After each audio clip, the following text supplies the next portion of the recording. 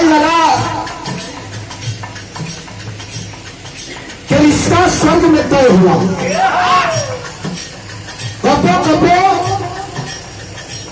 भगवान का लिखल नहीं होला तो देखले होगा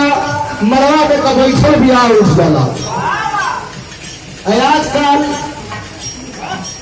माया के जाल फेंकत पहुंचत जाके आगे से रास्ता रोक दे, लेकिन इसे मुड़ी को जो है कहा कि छोड़ा रास्ता, आपसे शादी होने वाली थी, अब कट चुका है, हमारा आपका परिवार से कोई संबंध नहीं,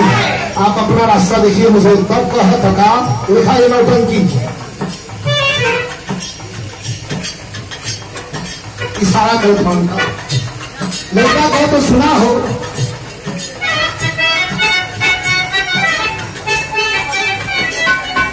इशारा कर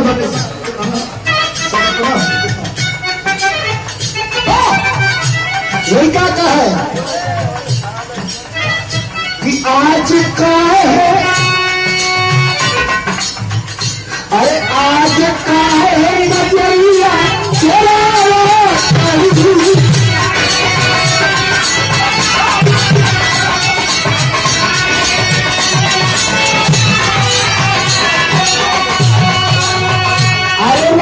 दीवार में कुछ तो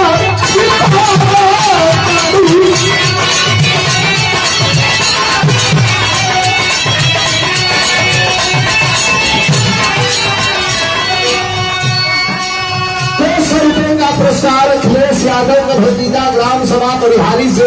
विकास यादव जी था।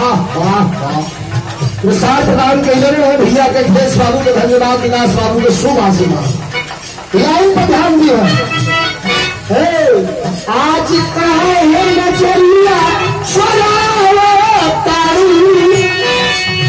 अरे नाच की दया में कुछ छिपावा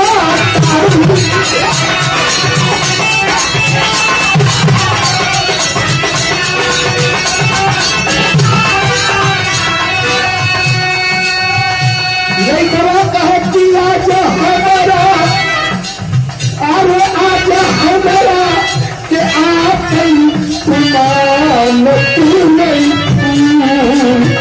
नहीं कहा खाना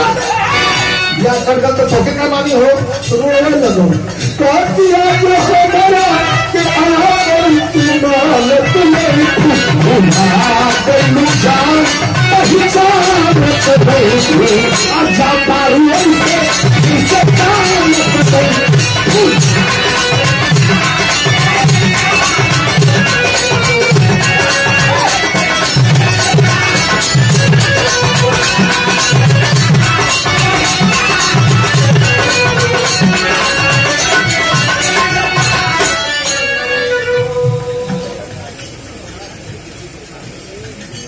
श्री हरकेश यादव जी प्रधान गजबतपुर के ऐतिहासिक धरती से बाहर गजबतपुर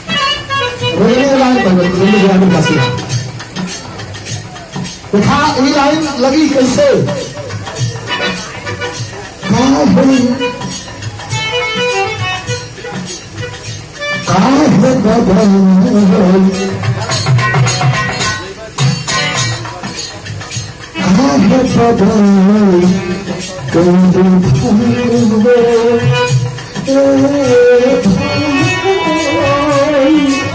पूछता हमार खड़काल हो